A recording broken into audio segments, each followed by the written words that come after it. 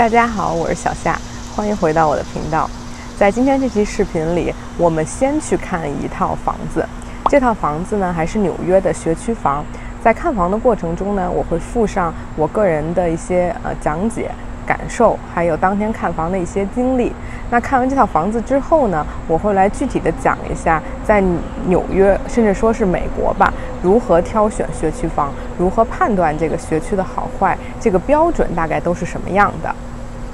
现在我们马上就要进到房子里面去看一眼了，我还是照老习惯给大家说一下这套房子的基本情况。这个房子呢，现在开价是95万，然后它是2B 2.5B， 就是2个卧室，然后2.5个卫生间。它是一套独立的房屋。这个房子的结构呢叫 ranch。ranch 这个词本身的意思是农场，但是引申到房子结构上来说，它就是一个平层，就是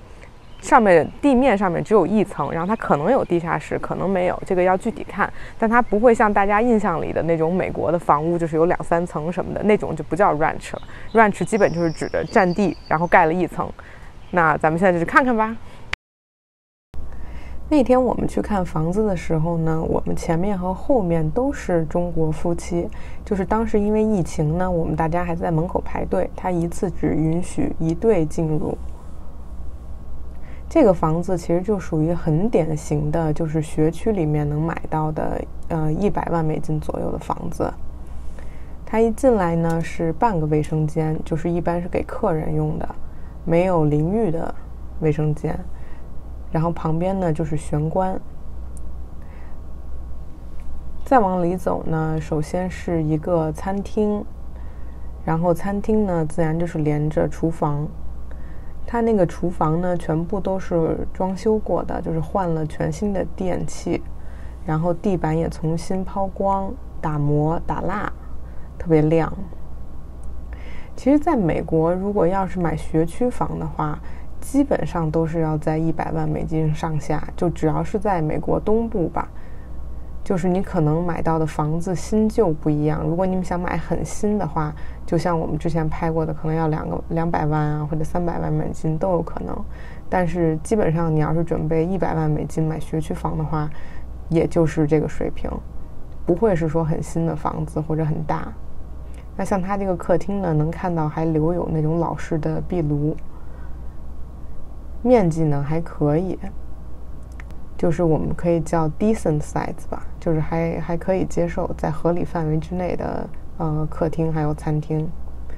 它再往里走呢就是卧室了。那它这个房子呢是没有明确的那种主卧的，它其实就是2个卧室，一个稍微大一点，然后另外一个呢就会稍微小一点。然后2个卧室呢其实差不多吧，都是新的地板，然后有2面窗，然后有衣橱。2个卧室呢共用1个卫生间。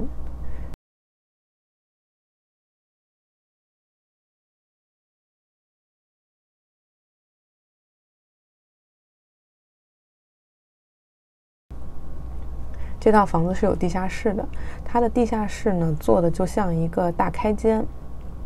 因为它这个在网上卖的时候呢，说的是2个卧室2.5个卫生间嘛，所以它楼下的这一个并没有算成是1个卧室，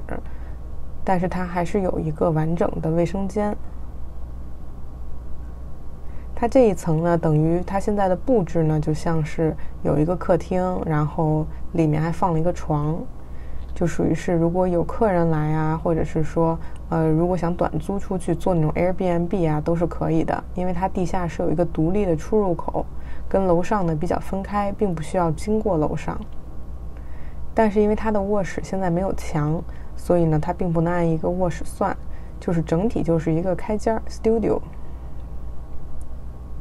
反正如果买这个房子，然后把地下室这个再稍微好好的装修一下呢，是可以弄成一个比较漂亮的1室1厅1卫。然后不管是说家里人多一间住啊，还是说有一些亲戚啊朋友来玩啊，都是可以的。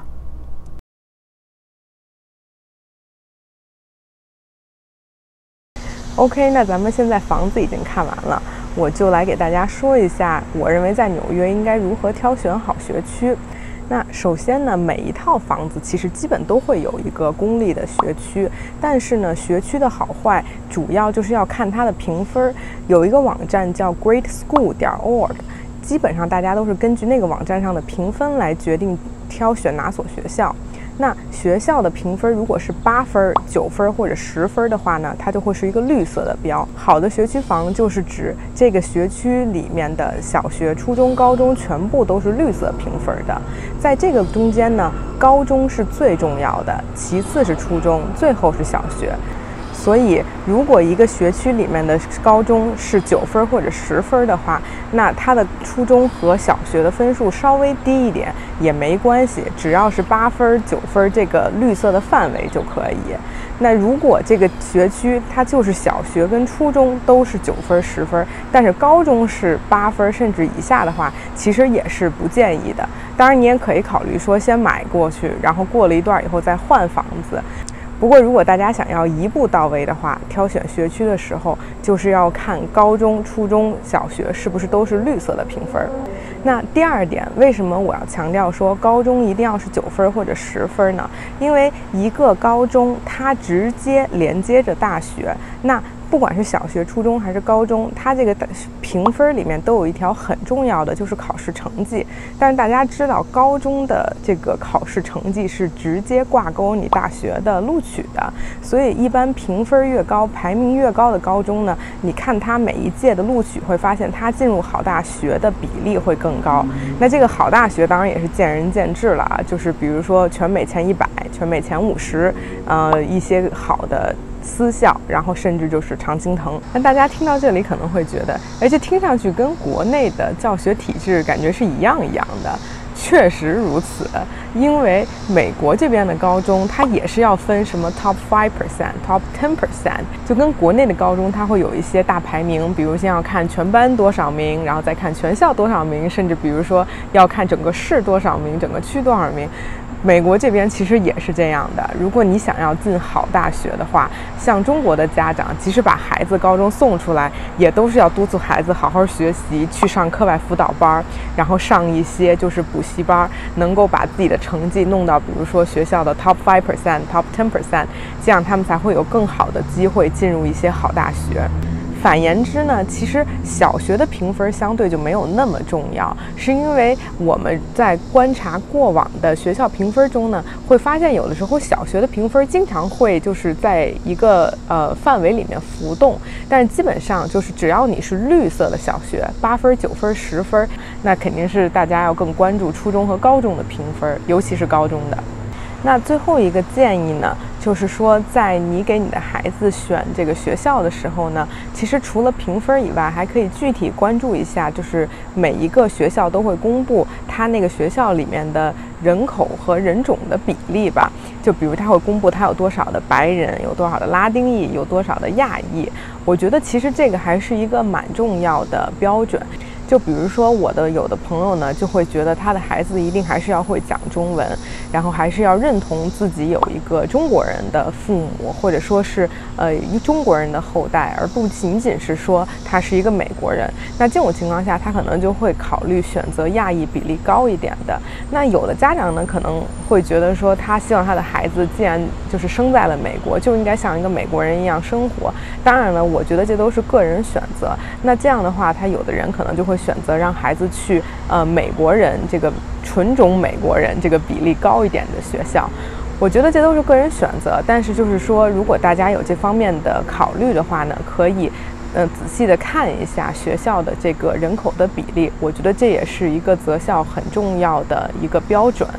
那今天我们的视频就到这里了。如果大家有什么想法，或者对我说的内容有什么疑问的呢，都欢迎给我留言。如果您觉得我讲得好呢，那就给我点个赞。希望你能够关注我们的频道，订阅我们的频道。我们还会在后期给大家陆续推出更多的优质的好视频。咱们下期再见，拜拜。